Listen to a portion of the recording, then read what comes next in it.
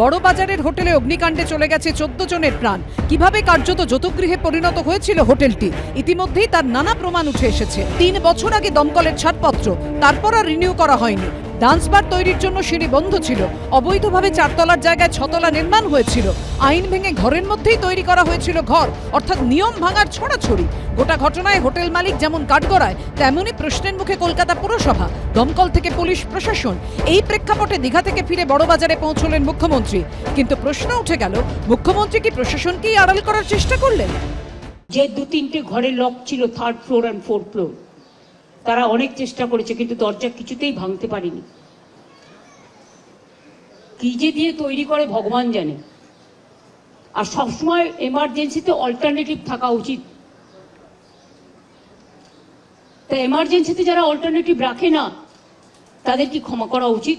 প্রায় 45 মিনিট পরে fire brigade এসেছে এবং হাইড্রোলিক ল্যাডার ছিল না।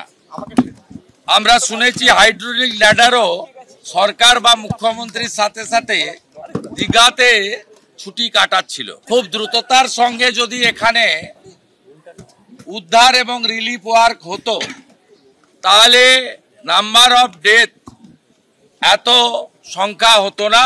এই ঘটনা চাপা দেওয়ার চেষ্টা হয়েছে। শুভেন্দু অধিকারী যখন পুলিশ দমকলকে কাঠগড়ায় তুলছেন, তখন মুখ্যমন্ত্রীর গলায় ভিন্ন সুর। জোড়াসাঁকো থানা একটা করাপ্টেড থানা।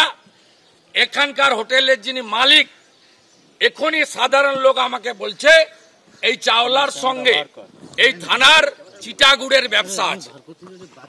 মানে যত অবৈধ কাজ এখানে করেন, এর ফায়ার ব্রিগেডের লাইসেন্স নেই, এর টেম্পোরারি ফায়ার যে ইকুইপমেন্টস সেগুলো কিচ্ছু নেই, তার এক্সিট এন্ট্রান্স এমার্জেন্সি এক্সিট কিচ্ছু নেই। তা সত্ত্বেও তিনি এখানে তার কারোবার চালিয়ে যাচ্ছেন। টাকার কারণ, টাকার বিনিময়ে পুলিশের আশীর্বাদ আছে। প্রশাসন সবকিছু কি প্রশাসন আর যার ইচ্ছে মতো করে দিচ্ছে। আর Kolkata corporation police fire brigade FIR করলে নোটিশ দিলেও ব্যবস্থা হচ্ছে না। আমরা তো চাই না যে সবাই অ্যারেস্ট হোক, আমরা চাই অল্টারনেটিভ অ্যাকশন করুক, প্ল্যানটা তৈরি করুক মানুষের জীবন বাঁচানোর। শুধু ব্যবসা আর টাকা, মানুষের একটা মানুষের জীবন গেলে আমি ছাড়বো না।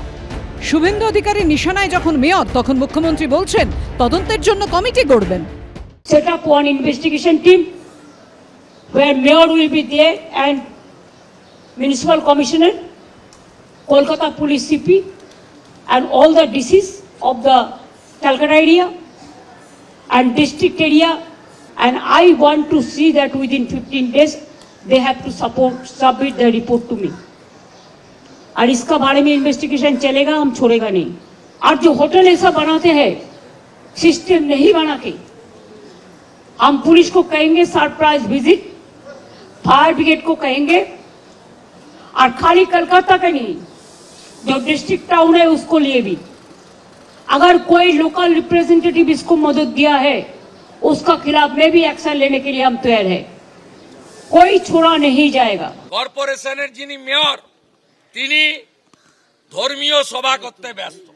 স্বাভাবিকভাবে আজকে তার এগুলো দেখার নজর নেই। কাজের জন্য, আত্মীয়র সঙ্গে দেখা করার জন্য, চিকিৎসার জন্য আসা 14টি মানুষকে নিথর দেহ তার বাড়ির লোককে নিয়ে যেতে হলো। ফায়ার ব্রিগেডের মন্ত্রী তিনি দীঘার ব্যবস্থাপনায় ব্যস্ত। তার ফায়ার ব্রিগেড 45 মিনিট পর এসেছে, লোকগুলোকে মেরে ফেলা হয়েছে। একটা অগ্নিকাণ্ড, এতগুলো প্রাণহানি ঘটে যাওয়ার পর তৎপর প্রশাসন, সরকারের প্রতি আক্রমণাত্মক বিরোধী। কিন্তু আগের মতোই কি কিছুদিন বাদে আবার যে কে সেই হয়ে যাবে? সব তৎপরতা থেমে যাবে?